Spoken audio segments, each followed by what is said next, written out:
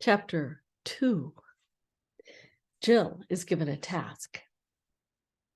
Without a glance at Jill, the lion rose to its feet and gave one last blow. Then, as if satisfied with its work, it turned and slowly stalked away back into the forest. It must be a dream. It must, said Jill to herself. I'll wake up in a moment. But it wasn't, and she didn't. I do wish we'd never come to this dreadful place, said Jill. I don't believe Scrub knew any more about that lion than I do, or if he did, he had no business to bring me here without warning me what it was like. It's not my fault he fell over that cliff. If he'd left me alone, we should both be all right. Then she remembered again the scream that Scrub had given when he fell and burst into tears. Crying is all right in its way while it lasts, but you have to stop sooner or later, and then you still have to decide what to do. When Jill stopped, she found she was dreadfully thirsty. She had been lying face downward, and now she sat up. The birds had ceased singing, and there was perfect silence except for one small, persistent sound, which seemed to come from a good distance away. She listened carefully and felt almost sure it was the sound of running water. Jill got up and looked around her very carefully. There were no signs of the lion, but there were so many trees that it might easily have been quite close without her seeing it. For all she knew, there might be several lions. But her thirst was very bad now, and she plucked up her courage to go and look for that water.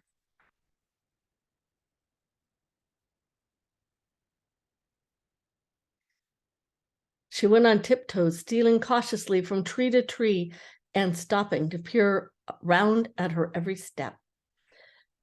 The wood was so still that it was not difficult to decide where the sound was coming from.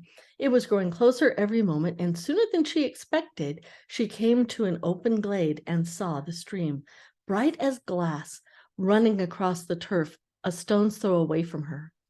But although the sight of the water made her feel 10 times thirstier than before, she didn't rush forward and drink.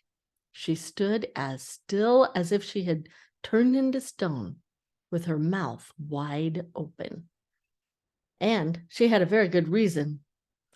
Just on this side of the stream lay the lion. It lay with its head raised and its 2 forepaws out in front of it, like the lion of Trafalgar Square. But she knew at once that it had seen her, for its eyes looked straight into hers for a moment and then turned away, as if it knew her quite well and didn't think much of her. If I run away, it'll be after me in a moment, thought Jill, and if I go on, I shall run straight into its mouth. Anyway, she couldn't have moved if she'd tried, and she couldn't take her eyes off of it. How long this lasted, she could not be sure. It seemed like hours. And that thirst became so bad that she almost felt she would not mind being eaten by the lion if only she could be sure of getting a mouthful of water first. If you're thirsty, you may drink. They were the first words she had heard since Scrub had spoken to her on the edge of the cliff. For a second, she stared here and there, wondering who had spoken. Then the voice said again, if you are thirsty, come and drink. And of course, she remembered what Scrub had said about animals talking in that other world and realized it was the lion speaking.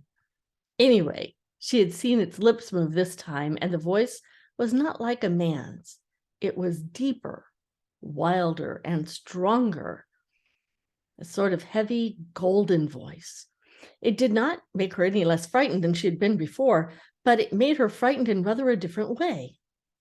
Are you not thirsty? Said the lion. I'm dying of thirst, said Jill. Then drink, said the lion. May I? Could I? Would you mind going away while I do? Said Jill. The lion answered this only by a look and a very low growl. And as Jill gazed at the motionless bulk, she realized she might as well have asked a whole mountain to move aside for her convenience. The delicious rippling of water of the stream was driving her nearly frantic. Will you promise not to do anything to me if I come? Said Jill. I make no promise, said the lion. Jill was so thirsty now that without noticing it, she'd come a step nearer. Do you eat girls? She asked. I have swallowed up girls and boys, women and men, kings and emperors, cities and realms, said the lion.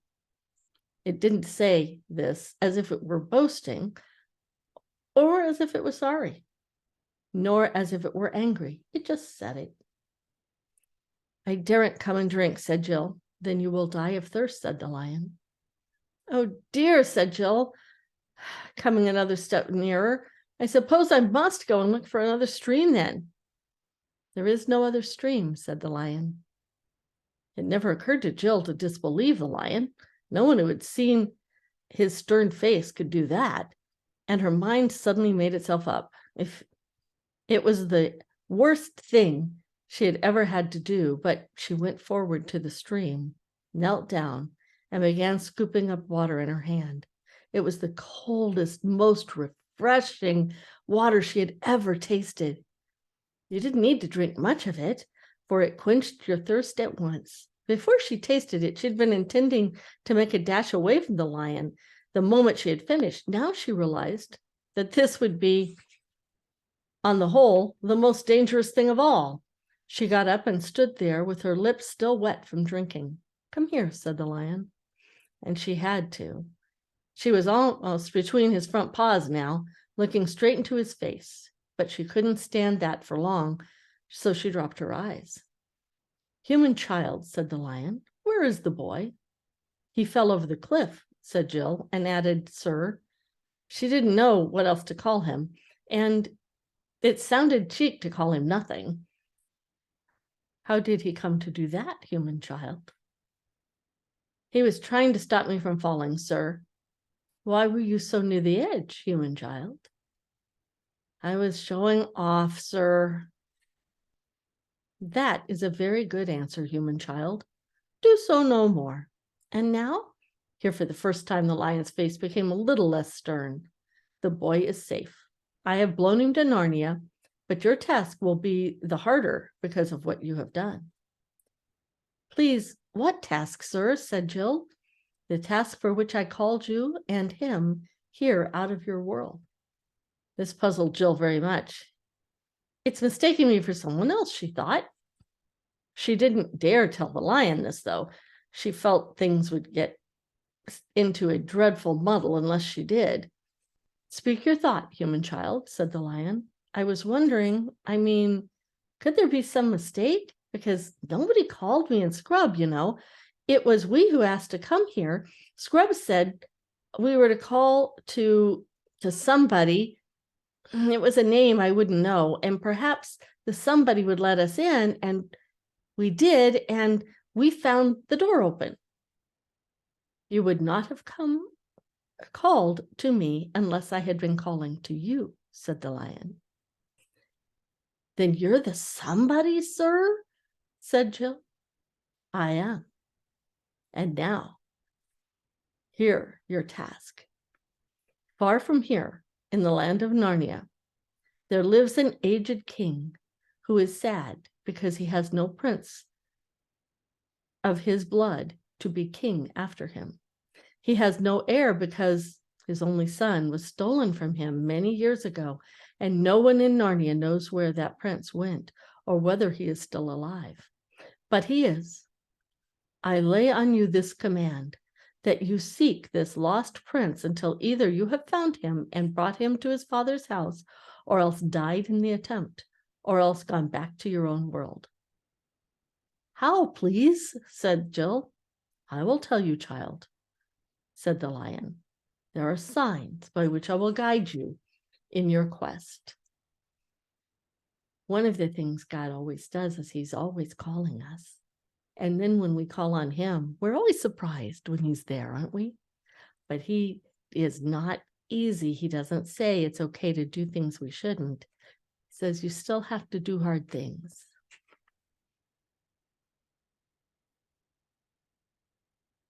First, as soon as the boy Eustace sets foot in Narnia, he will meet an old and dear friend. He must greet that friend at once. If he does, you will both have good health. Second, you must journey out of Narnia to the north till you come to a ruined city of the ancient giants. Third, you shall find a writing on a stone in that ruined city, and you must do what the writing tells you. Fourth, you will know the lost prince if you find him by this.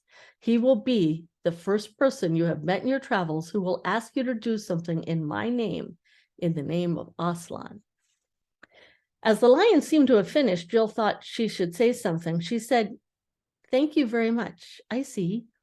"Child," said Aslan in a gentler voice than he had yet used, "perhaps you do not see quite as well as you think. But the first step is to remember. Repeat it to me in order, the 4 signs." Jill tried and didn't get them quite right. So the lion corrected her and made her repeat them again and again until she could say them perfectly.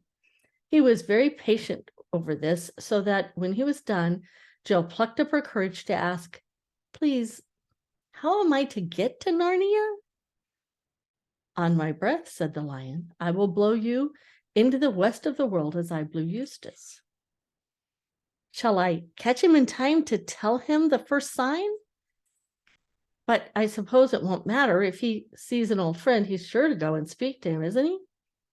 "You will have no time to spare," said the lion, "and that is why I must send you at once. Come, walk before me to the edge of the cliff." Jill remembered very well that if there was no time to spare, it was her own fault. If I hadn't made such a fool of myself, Scrub and I would have been going together, and he'd have heard all the instructions as well as me, she thought. So she did as she was told. It was very alarming walking back to the edge of the cliff, especially since as the lion did not walk with her, but behind her, making no noise on his soft paws. But long before she had gotten anywhere near the edge, the voice behind her said, "Stand still. In a moment I will blow. But first remember the signs. Say them to yourself when you wake in the morning, and when you lie down at night, and when you wake up in the middle of the night. And whatever strange thing happens to you, let nothing turn your mind from following those signs. And secondly, I give you a warning. Here on the mountain, I have spoken to you clearly. I will not often do as I have done in Narnia. Here on the mountain, the air is clear and your mind is clear. As you drop into Narnia, the air will thicken. Take great care that it does not confuse your mind. And the signs which you have learned here will not look at all as you expect them to look when you meet them there. That is why it is important to know them by heart and pay no attention to appearances. Remember the signs and believe the signs. Nothing else matters. And now, daughter of Eve, farewell." Are you seeing anything here that reminds you of God? Did you know that we're supposed to keep the words of God before us in our rising up and in our lying down, and teaching them to our children, in our coming and in our going all the time, because we live in a world that can get pretty confusing when you're trying to follow Jesus, right? The voice had been growing softer toward the end of the speech, and now it faded away altogether. Jill looked behind her. To her astonishment, she saw the cliff already more than 100 yards behind her, and the lion himself a speck of bright gold on the edge of it. She had been setting her teeth and clenching her fists for a terrible blast of the lion's breath, but the breath had really been so gentle she'd not even noticed the moment when she left the earth, and now there was nothing but air for thousands upon thousands of feet below her. She felt frightened only for a second. For one thing, the world beneath her was so very far away that it seemed to have nothing to do with her, and for another, floating on the breath of a lion was so extremely comfortable. She found she could lie on her back and on her face and twist any way she pleased, just as you can in water if you've learned how to float really well. And because she was moving at the same pace as the breath, there was no wind, and the air seemed beautifully warm. It was not in the least like being in an airplane because there was no noise and no vibration. If Jill had ever been in a balloon, she might have thought it was more like that, only better. When she looked back, she could now take in for the first time the real size of the mountain she was leaving. She wondered why a mountain so huge as that was not covered with snow and ice, but I suppose all that sort of thing is different in this world, thought Jill. Then she looked below her, but she was so high she couldn't make out whether she was floating over land or sea, nor at what speed she was going. By Jove, the signs, said Jill suddenly. I'd better repeat them. She was in a panic for a second or two, but then she found she could still say them all correctly. So that's all right, she said, and lay back in the air as if it were a sofa with a sigh of contentment. The peace of God passes all understanding. Well, I do declare, said Jill to herself some hours later, I've been asleep, fancy sleeping on air. I wonder if anyone's done it before. I don't suppose they have, or Father Scrub perhaps probably has, on the same journey a little bit before me. Let's see what it looks like down below. What it looked like was an enormous, very dark blue plain. There were no hills to be seen, but across it were biggish white things moving slowly across us. Those must be clouds, she thought, but far bigger than the ones we saw from the cliff. I suppose they're bigger because they're nearer? It must be getting lower. Bother this sun. The sun, which had been high overhead when she began her journey, was now getting into her eyes. That meant that it was getting lower ahead of her. Scrub was quite right in saying that Jill, I don't know about girls in general, didn't think much about points of the compass. Otherwise, she would have known when the sun was getting in her eyes that she was traveling pretty nearly due west. Staring at the blue plain below her, she presently noticed there were little dots of brighter, paler color in it here and there. It's a sea, thought Jill. I do believe those are islands, and so they were. She might have felt rather jealous if she had known that some of them were islands which Scrub had seen from a ship's deck and even landed on, but she didn't know this. Then later on, she began to see that there were little wrinkles of blue flatness, like wrinkles which must be quite big ocean waves if you were down among them. And now, all along the horizon, there was a thick, dark line which grew thicker and darker so quickly you could see it growing. That was the first time she had the great speed at which she was traveling. She knew the thickness of the line must be land. Suddenly from her left, for the wind was in the south, a great white cloud came rushing toward her, and this time on the same level as herself. And before she knew where she was, she had shot right into the middle of the cloud. Its cold, wet fogginess. That took her breath away, but she was in only for a moment, and then she came out blinking in the sunlight and found her clothes wet. She had on a blazer and sweater and shorts and stockings and pretty thick shoes. It had been a muddy sort of day in England. She came out lower than she had gone in, and as soon as she did, she noticed something which I suppose she ought to have been expecting, but which came as a surprise and a shock. It was noises. Up until then, she had traveled in toilless silence. For the first time, she heard the noise of waves, the crying of seagulls, and now, too, smelled the smell of sea. There was no mistake about her speed now. She saw two waves with a smack and a spout of foam go up between them, but she had hardly seen it before it was 100 yards behind her.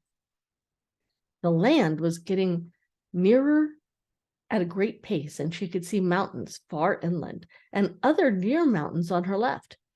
She could see bays and headlands, woods and fields, stretches of sandy beach, the sound of waves breaking on the shore and growing louder every second, drowning the other sea noises. Suddenly the land opened up right ahead of her. She was coming to the mouth of a river. She was very low now, only a few feet above the water. A wave top came up against her toe, and a great splash of foam spurted up, drenching her nearly to the waist. She was losing speed. Instead of being carried up the river, where she was gliding in the river's into the river bank on her left, there were so many things to notice that she could hardly take them all in. A smooth green lawn, a ship so brightly colored that it looked like an enormous piece of jewelry, towers and battlements, banners fluttering in the air, a crowd, gay clothes, armor, gold, swords, a sound of music, but this was all jumbled. The first thing that she knew clearly was that she had alighted and was standing under a thicket of trees close by a riverside, and there, only a few feet away from her, was Scrub. The first thing she thought was how very grubby and untidy and generally unimpressive he looked. And the second was, how wet I am. And that's the end of chapter 2.